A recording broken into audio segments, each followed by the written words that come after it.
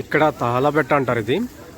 So ఇక్కడ నుంచి వెళ్ళే ముందు ఇక్కడ అందరూ దిగి ఇక్కడ జోపం అయితే వేసి వెళ్తారు ఎంట్రన్స్లో. ఇక్కడ నుంచి ఘాట్ రోడ్ అయితే స్టార్ట్ అవుతుంది అనమాట. ఇక్కడ నుంచి ఒక 17 కిలోమీటర్స్ వెళ్తే అప్పుడు టెంపుల్ వస్తుంది. మధ్య మధ్యలో ఇలాంటి చిన్న టెంపుల్స్ వస్తూ ఉంటాయి. ఇప్పుడు మనం అంతా ఉన్నది కూడా ఒక ఫారెస్ట్ అనమాట. ఇదంతా ఇదేమో కాలినడక నుంచి వచ్చే వాళ్ళకి. మొత్తం 17 కిలోమీటర్స్ ఉంటుంది అడవి. మనకి వెళ్ళే దారిలో చాలా టెంపుల్స్ వస్తాయి. ఇదేమో శనేశ్వర స్వామి టెంపుల్.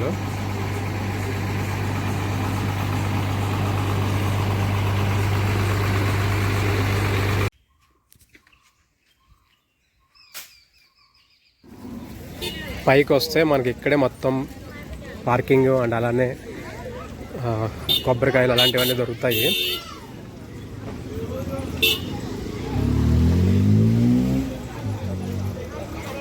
సో ఇదంతా కూడా పార్కింగ్.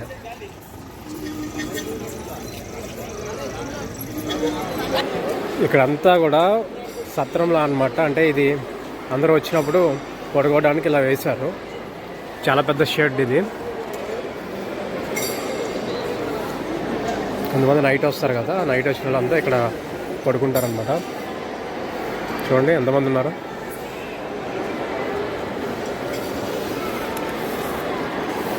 మరి చూస్తున్న మీ అందరూ నమస్కారం అండి. ఇప్పుడైతే నేను మలైమహదేశ్వర బెట్టలో అయితే ఉన్నాను. సో ఇది ఆల్రెడీ నేను ఇంతకుముందు బ్లాగ్ చేశాను, కింద డిస్క్రిప్షన్లో లింక్ ఇస్తాను. దాంట్లో డీటెయిల్గా చెప్పాను అనమాట టెంపుల్ గురించి.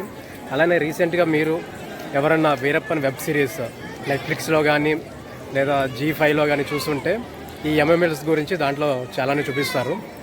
ఇక్కడ నుంచి ఒక 20 కిలోమీటర్స్ దూరంలో గోపీనాథం వస్తుంది. అంటే వీరప్పన్ పుట్టిన ఊరు అనమాట. అక్కడి నుంచి ఒక 30 కిలోమీటర్స్ ఒక 20 కిలోమీటర్స్ వెళ్తే తమిళనాడు బార్డర్ వస్తుంది. హొగేనకల్ ఫాల్స్ అనమాట. అది కర్ణాటక తమిళనాడు బార్డర్. మధ్యలో కావేరీ రివర్ ఉంటుంది. సో అదైతే ప్లేస్ చాలా బాగుంటుంది. మీరు ఎవరైనా వీరప్పన్ వెబ్ సిరీస్ చూసుంటే ఈ టెంపుల్ గురించి మీకు తెలుస్తుంది. వీరప్పన్ చిన్నప్పుడు ఇక్కడ రెగ్యులర్గా వచ్చేవాడంట. ఈ ప్లేస్ చామరాజనగర్ జిల్లా. ఇంతకుముందు కొల్లేగల్ తాలూకా ఉండేది, ఇప్పుడైతే హనూర్ తాలూకా చేశారు. హనూర్ తాలూకాలో వస్తుంది. మా ఇంటికాడ నుండి ఒక 80 కిలోమీటర్స్ ఉంటుంది. చాలా ఫేమస్ అండి. మనకి శ్రీశైలం వెళ్ళాను, ఆ రేంజ్లోనే ఉంటుంది ఇది కూడా. చాలా అంటే ఇక్కడికి వచ్చి ఉండడానికి రూమ్స్ కానీ ఇవి కానీ చాలా పెద్దగానే ఉంటుంది. యాక్చువల్లీ చెప్పాలంటే మామూలుగా ఒక రేంజ్లో ఉంటుంది. సో ఇది టెంపుల్. అది ఉంది కదా అక్కడ మెయిన్ గోపురం అనమాట. అది మెయిన్ గోపురం.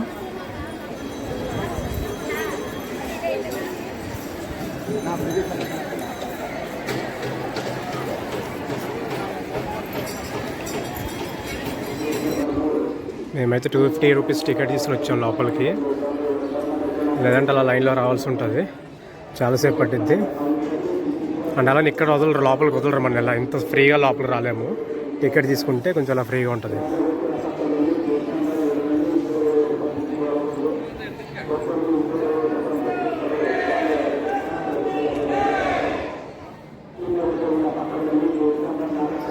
సో స్వామివారు ఇక్కడే ఉంటారు, దీని కిందే.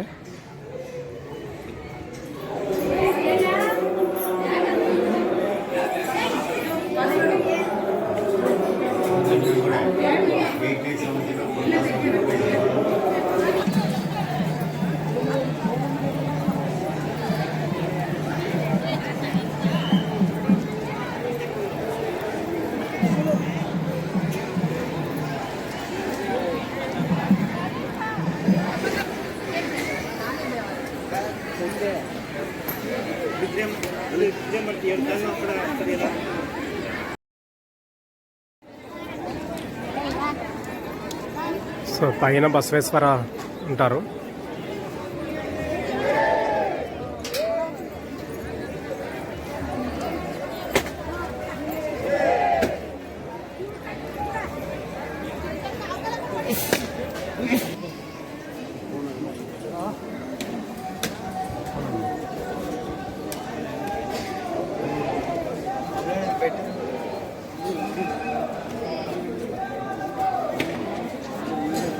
అలానే ఇక్కడ భోజనాలు కూడా ఉంటాయండి, నిత్య అన్నదానం ఉంటుంది.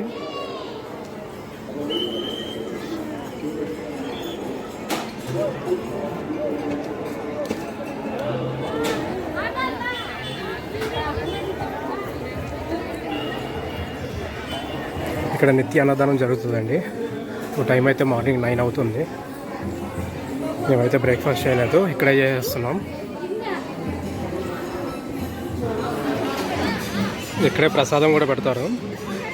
మార్నింగ్ కాబట్టి రైస్ పాత్ పెట్టారనమాట.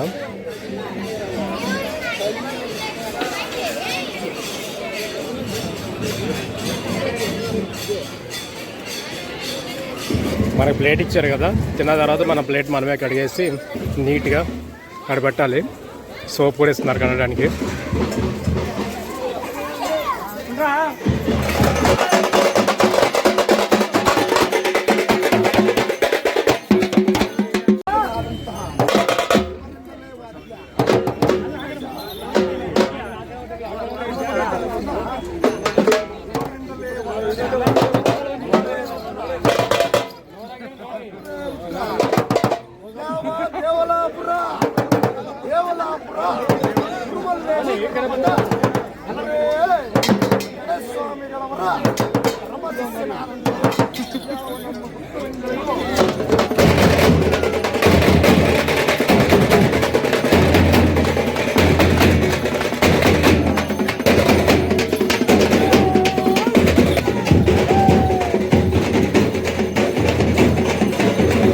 ప్రసాదం కౌంటరు.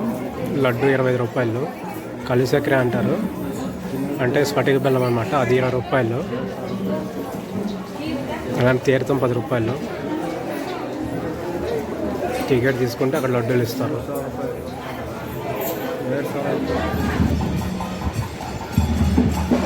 ఎవరో గవర్నమెంట్ విషయాలు వచ్చినట్టున్నారు. మనకి ఇక్కడ ఉండడానికి రూమ్స్ అవి కూడా అవైలబుల్ ఉంటాయండి. ఇది ఎలా ఉంటుందంటే శ్రీశైలం ఆ టైప్లో ఉంటుంది. కొంచెం అలానే ఉంటుంది, ఆ రేంజ్లోనే ఉంటుంది. ఇక్కడ చాలా బాగా నమ్ముతూ ఉంటారు.